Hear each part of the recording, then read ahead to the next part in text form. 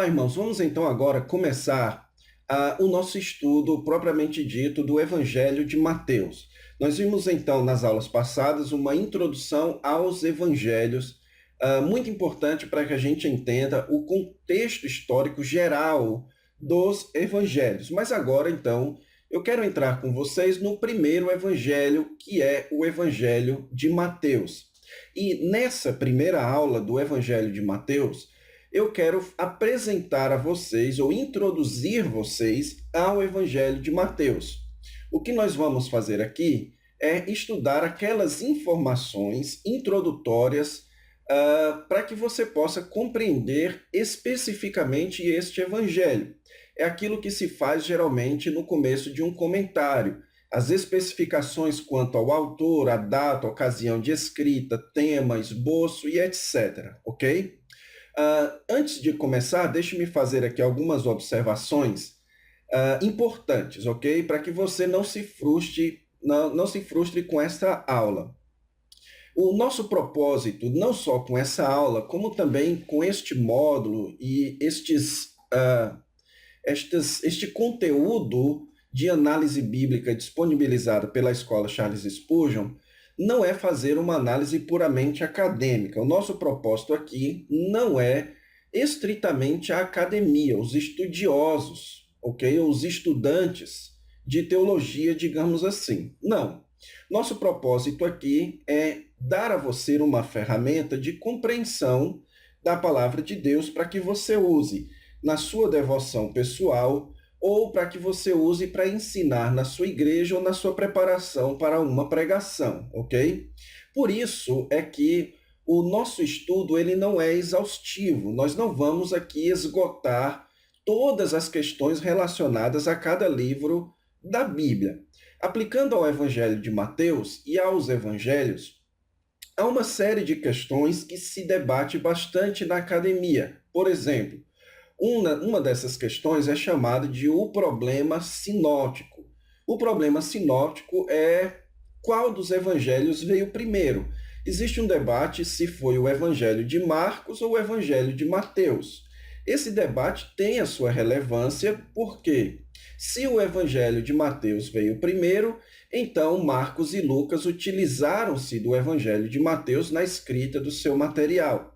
Se o Evangelho de Marcos veio primeiro, então Mateus e Lucas utilizaram do Evangelho de Marcos na escrita do seu material. Como eu disse a vocês, esse debate tem a sua relevância, tem a sua importância, mas ele não é tão relevante para aquele que está interessado em pregar, para a congregação ou para a sua devoção pessoal, ok?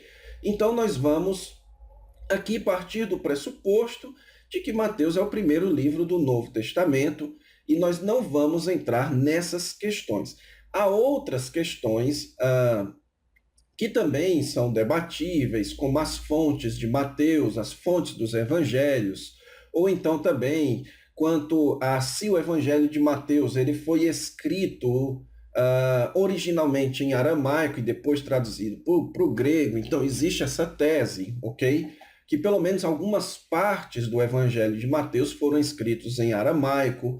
Enfim, todo esse debate não é aqui tão relevante para os nossos propósitos e por isso ele vai ser deixado de fora, ok?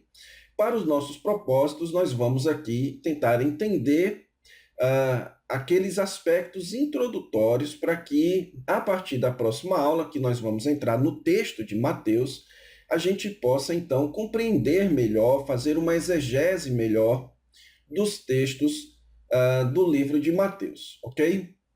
Agora, antes de começar, deixe-me fazer aqui, ou sugerir aqui para vocês, algumas leituras, certo? Ou alguns comentários, ou, na verdade, alguns materiais para que você possa compreender bem ou ajudar no seu estudo do Evangelho de Mateus. O comentário que eu quero sugerir para vocês é o comentário de Mateus de D.A. Carson, publicado pela editora Vida Nova, ok? Por que eu estou indicando este comentário? Porque Carson é um estudioso do Novo Testamento de altíssima qualidade, ok? Então, esse comentário é garantia de que você tem um bom comentário em suas mãos. E esse comentário, ele é um comentário técnico do livro de Mateus. O que isso quer dizer? É que ele é um comentário que vai lidar de maneira acadêmica com o livro de Mateus. Para você que deseja pregar, é bom sempre ter um comentário acadêmico em suas mãos, ok? Para que você possa lidar com as questões difíceis do texto e para que você possa, então, ensinar com precisão a exegética para a sua igreja, ok? Eu indicaria alguns outros comentários, você pode procurar outros comentários que têm caráter mais aplicativo e mais pastoral, ok? Mas eu quero sugerir aqui o comentário de Mateus de Carson. Um outro livro que tem a participação de Carson é um livro de Carson, Douglas Moo e Liam Morris, Introdução ao Novo Testamento. Em todas as matérias de análise eu indico este livro e gosto de dizer que esse aqui é um livro que você precisa ter em sua biblioteca. Por quê?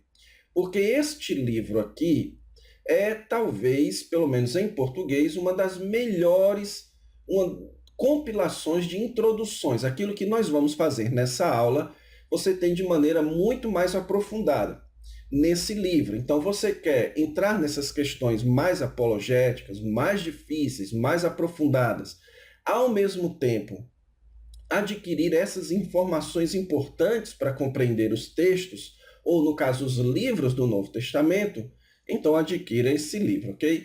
Então, esses são dois livros que eu gostaria de sugerir antes de nós começarmos o assunto propriamente da nossa aula de hoje. Então, vamos lá. Em primeiro lugar, vamos aqui entender um pouco sobre a autoria do Evangelho de Mateus. Parece muito evidente que o Evangelho de Mateus ele foi escrito por Mateus. Porém, o próprio Evangelho não traz o nome de Mateus. Por isso é então que nós precisamos tentar entender um pouco por que este livro é atribuído a um dos 12 apóstolos, que é o apóstolo Mateus. Existem evidências que apontam que Mateus, um dos 12 apóstolos, escreveu o primeiro evangelho, ok? Você tem a primeira evidência, que é a evidência histórica. Pseudo Barnabé, Clemente de Roma, Policarpo, Tertuliano, Orígenes e alguns outros são alguns exemplos que atribuem este evangelho à pena do apóstolo Mateus, ok? Então você tem aqui o argumento histórico, que é um argumento importante, um argumento da tradição, certo? Os pais da igreja, que são aqueles que estiveram mais próximos à época dos apóstolos, eles apontam este evangelho à escrita de Mateus. Há também muitos indícios no próprio evangelho de Mateus que apontam para o seu escritor. Você tem, por exemplo, as citações detalhadas de moedas que existe no livro de Mateus, apontam um certo conhecimento do autor. Lembrando bem que naquela época moeda não era uma coisa popular, não era uma coisa que todo mundo tinha e que todo mundo tinha conhecimento, ok? Então, a escrita detalhada sobre as moedas pode apontar um certo conhecimento do autor, assim como, por exemplo, do Evangelho de Lucas, a ênfase historiográfica, a ênfase em elementos históricos, aponta para uma qualidade de historiador no próprio escritor, ok?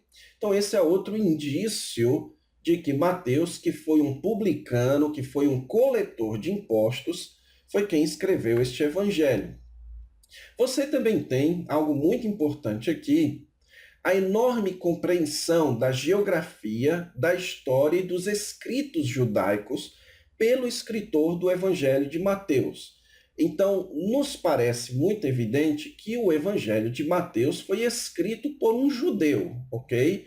E por um judeu muito conhecedor das tradições judaicas, da terra de Israel, da história de Israel, ok? Você tem muitas citações ao Antigo Testamento, você tem ampla compreensão da geografia de Israel naquele livro, o que nos aponta então que o escritor do Evangelho de Mateus era um judeu com bastante conhecimento da própria cultura, da história, dos escritos judaicos.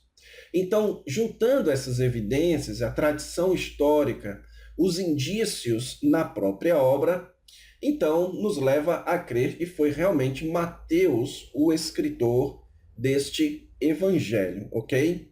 Então, eu gosto sempre de dizer que se Deus não nos revelou o nome do escritor daquele livro, então é porque essa informação não é tão importante assim, ok? Agora, é importante que a gente saiba quem escreveu este livro, justamente para que a gente possa pesquisar sobre a ocasião da escrita. Quando você sabe quem, você pode pesquisar então onde essa pessoa estava quando escreveu esta obra. Por isso é que nós estudamos sobre o autor do Evangelho de Mateus. Também outra informação importante é quanto à data, ok? Existe, mais uma vez, um certo debate aqui. Mais uma vez, a questão da data é muito dependente daquele problema que eu afirmei no início, chamado problema sinóptico, que nós decidimos não entrar nesse problema aqui, certo? Mas eu estou aqui partindo do pressuposto que Marcos foi o primeiro evangelho escrito, ok? Então, até o momento, essa é minha posição pessoal, e isso determina um pouco sobre a data de escrita do Evangelho de Mateus. Mateus foi escrito, então, entre os anos 50 e 70 depois de Cristo, mas a sua data precisa não é possível determinar. Então, nós não temos como afirmar com precisão qual foi a data da escrita do Evangelho de Mateus, ok? Nós temos aí sugestões para este período de 20 anos. Por que que essa sugestão é feita?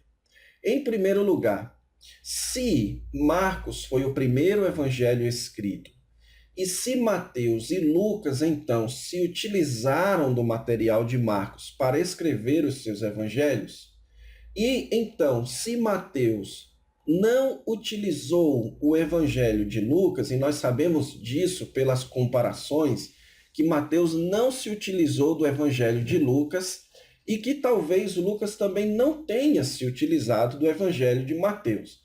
Isso indica, então, que os dois evangelhos foram escritos na mesma época, porque um não utilizou o outro, mas os dois utilizaram a mesma fonte. Como existe uma certa segurança em afirmar que o Evangelho de Lucas foi escrito durante esse período, então sugere-se que o Evangelho de Mateus também. Outro fator que aponta o Evangelho de Mateus como sendo escrito durante este período é pelo fato do sermão profético de Jesus ser colocado como um sermão profético para os acontecimentos do ano 70. Então, o texto de Mateus tem que ter sido escrito antes do ano 70. Mas, como eu disse a vocês, não existe como definir uma data precisa para o Evangelho de Mateus, ok? Agora, quanto à origem e os destinatários. Bem, a grande maioria dos estudiosos afirmam que Mateus ou foi escrito na Palestina ou foi escrito na Síria. Então, lembre-se do mapa de Israel. A Palestina corresponde à província de Israel, ok? Era chamado de Palestina. Então, ou Mateus estava ali na região da Palestina, ou ele estava ao norte de Israel, na Síria, que tinha como sua cidade principal Antioquia da Síria, que é bastante mencionado no livro de Atos, ok? Então, Mateus estava em uma dessas regiões, mais provavelmente na região da Síria, ok? Então, os destinatários para a escrita de Mateus devem ser destas mesmas regiões. Então lembre-se que o livro de Mateus, assim como Lucas, não são epístolas, não são cartas que estão sendo enviadas, são obras, são compilações, são textos. E esses textos, então, são destinados a uma comunidade. Então, os destinatários da escrita de Mateus é a própria comunidade em que Mateus estava circundado ali, certo? Então, o próprio povo que estava ao redor, a comunidade de Mateus foi para quem ele dirigiu originalmente o seu escrito, certo? A gente sabe disso por citações de Inácio de Antioquia. Então, Inácio foi um dos pais da igreja da região da Síria. E ele aponta, então, os escritos de Mateus como sendo originalmente circulando ali naquela região, certo? Também a coloração judaica de Mateus, ou seja, o forte índice de informações judaicas, informações essas que são colocadas pressupondo que os leitores são judeus, requer, então, uma audiência ou judaica ou profundamente conhecedora dos elementos da cultura judaica, ok? O que eu quero dizer com isso? Imagine que você está escrevendo para um grupo de gregos, como, por exemplo, o apóstolo Paulo, escrevendo a carta aos Coríntios, certo? É um grupo de gregos. Então, o escritor vai tomar cuidado para não colorir o seu texto de informações que o seu público não conhece. Então, imagine que Paulo começasse a colorir o livro de Coríntios com muita informação sobre o Antigo Testamento e sobre a história de Israel. Ele coloca informações ali, mas ele não é a grande ênfase dele. Isso porque o seu público é majoritariamente grego, ok? Agora, quando nós vamos para o Evangelho de Mateus, o que nós percebemos é uma forte incidência de informações judaicas, de citações do Antigo Testamento, de citações quanto à geografia, de citações quanto à política, de citações quanto a elementos da agricultura, elementos da região de Israel. Isso nos mostra, então, que o público-alvo de Mateus eram pessoas conhecedoras de tudo aquilo e daquela região, ok? Então, a ocasião de escrita de Mateus também nos sugere que havia uma tensão entre judeus e cristãos. Então, nós sabemos que naquela região de Israel, naquela região da Síria, foram as regiões que primeiro tiveram crises entre judeus e cristãos, ok? Aqueles judeus que permaneceram na religião judaica e os judeus e gentios que abraçaram a religião cristã. Então, Mateus escreve lidando com essa questão. Então, tudo isso nos sugere que era aquela a região, certo? Mateus foi escrito para lidar com dificuldades que estavam acontecendo naquela região da Palestina e da Síria, tá bom? Então, com isso, a gente pode lidar aqui com a ocasião e o propósito da escrita de Mateus. Existe, nós sabemos, um propósito geral na escrita de todos os evangelhos, ok? Então, todos os evangelhos do Novo Testamento foram escritos com o propósito geral de apresentar Jesus de Nazaré como o Messias. Isso é expresso, por exemplo, no Evangelho de João, quando diz que estes foram escritos para que creiais que Jesus é o Cristo. Então, muito claramente, João mostrou isso. Lucas afirma isso no começo do seu Evangelho e também no livro de Atos, ok? Mostrando que ele queria dar um relato detalhado sobre a história de Jesus, ok? Você também tem o livro de Marcos, começando dizendo princípio do Evangelho de Jesus Cristo. Então, ele quer mostrar Jesus como o Cristo. E você também tem, então, o Evangelho de Mateus, que começa com a genealogia, mostrando ali aquela criança como sendo da origem de Davi e de Abraão, ok? Então, muito claramente, o propósito dos 4 evangelhos é mostrar que Jesus de Nazaré é o Messias, é o Cristo, ok? Esse é o grande propósito de todos os evangelhos, é fazer uma propaganda teológica sobre uma pessoa que era a pessoa de Jesus Cristo. Porém, nós notamos alguns propósitos específicos no Evangelho de Mateus. Em primeiro lugar, fazer uma defesa histórica baseada no Antigo Testamento de que Jesus é o Messias, o rei prometido da linhagem de Davi. Então, o livro de Mateus, ele é organizado em torno de citações do tipo "e assim se cumpriu o que foi dito", ok? Então, o livro de Mateus é o livro dos cumprimentos, que Jesus é o cumprimento do Antigo Testamento, que Jesus é o cumprimento das profecias do Antigo Testamento, que Jesus é o cumprimento da história de Israel no Antigo Testamento, que Jesus é aquele que foi prometido para vir reinar sobre o seu povo da linhagem de Davi. Então, este é um propósito majoritário do Evangelho de Mateus.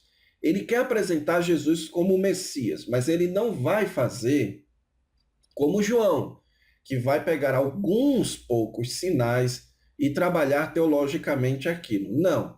Ele vai fazer uma coletânea de textos ou de fatos na vida de Jesus que, analisados à luz do Antigo Testamento, comprovam que ele é o Messias prometido da linhagem de Davi, ok? Em segundo lugar, Mateus vai tentar demonstrar ou vai tentar responder à pergunta: se Jesus é este rei, onde está o seu reinado? Ok? Então, o Evangelho de Mateus, você percebe que ele começa mostrando o nascimento do rei.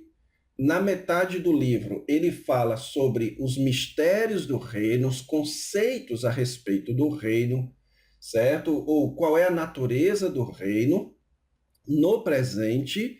E no final do livro vai falar sobre profecias a respeito da vinda futura do reino. Então, por que Mateus vai falar sobre a chegada do reino, a natureza do reino no presente e o futuro do reino? Porque ele está lidando com essa questão. Se Jesus é o Messias, se Jesus é o rei prometido, cadê o rei? Cadê o reino? Ok? Então, essa era uma questão importante que Mateus tinha que lidar. Em terceiro lugar, Mateus também estava ali explicando aos novos cristãos as razões da perseguição judaica. Então, de todos os evangelhos, talvez Mateus seja o mais incisivo negativamente quanto aos judeus. É aquele que aponta muito negativamente aquilo que os judeus, ou as palavras de Jesus apontadas para os judeus, para que os seus leitores pudessem entender por que os judeus eram tão opostos aos cristãos, ok? E em quarto lugar, Mateus também tem o propósito de justificar a ida do evangelho aos gentios. Mateus capítulo 28, o livro de Mateus termina com isso, o que nos aponta então para a construção do argumento do evangelho de Mateus, culminando na ordem de Jesus de levar o evangelho a todas as nações, ok? Então parece então ser estes alguns propósitos específicos do evangelho de Mateus. Mas quando você estiver lendo o evangelho de Mateus, enquanto nós estivermos analisando o evangelho de Mateus, tenha isso em mente, que o seu propósito principal é demonstrar que Jesus é o Messias com base no Antigo Testamento e tentar demonstrar por que Jesus já trouxe o reino e onde está esse reino, que esses são claramente os grandes propósitos do Evangelho de Mateus. Por fim, então, irmãos, eu queria concluir fazendo aqui um esboço geral. Esse esboço geral é o esboço que nós vamos seguir na nossa análise do Evangelho de Mateus. Nessa primeira aula, eu dou um esboço geral, e durante as aulas, à medida que a gente vai passando pelos textos, a gente vai esboçando de maneira mais detalhada, ok? O Evangelho de Mateus começa com a introdução ao rei, do capítulo 1 até o capítulo 4, versículo 11. O assunto ali é a chegada do rei no mundo, ok? É o seu nascimento, a visitação dos magos, então uma série de fatos que mostram a chegada do rei e do reino, ok? Jesus anunciando a chegada do rei. Em segundo lugar, você tem as declarações, os discursos do rei. Mateus capítulo 4, 12 até o 7, 29, nós temos aí especialmente o Sermão do Monte. Então, Mateus decide começar o ministério de Jesus com esse grande discurso a respeito do reino, ok? Então, as declarações do rei são essa segunda grande parte do Evangelho de Mateus. Do capítulo 8 até o capítulo 11, versículo 1, nós temos a preparação dos discípulos, os mensageiros do rei. Jesus preparando os seus mensageiros. Do capítulo 11, versículo 2 até o 13, 53, a descrição da oposição dos judeus, os confrontos de Jesus com os judeus, certo? E então as suas parábolas do reino com base nessa oposição. Depois do capítulo 13 até o capítulo 19, nós temos ali uma série de reações. As reações, as diversas reações àquilo que Jesus fez e àquilo que Jesus pregou. Então, no capítulo 19, Jesus está chegando em Jerusalém, e nós temos então a apresentação do rei, a entrada triunfal e a rejeição do rei, certo? E todo o discurso de Jesus sobre o que vai acontecer com base nisso. Israel, então, os judeus rejeitando o seu rei. Jesus, então, explica o plano de Deus para tudo isso. E então, no capítulo 26, versículo 2, até o final do livro, a morte e a ressurreição do rei. Então, esse é o esboço, como eu disse, que nós vamos seguir. Nós temos, então, agora uma longa jornada diante de nós, que é a jornada de análise do Evangelho de Mateus, mas que eu estou muito ansioso, muito animado, porque eu tenho convicção de que não apenas eu, como você também, vamos aprender muito durante esses vídeos, durante essas análises do Evangelho de Mateus. Então, fique com Deus e até a próxima aula.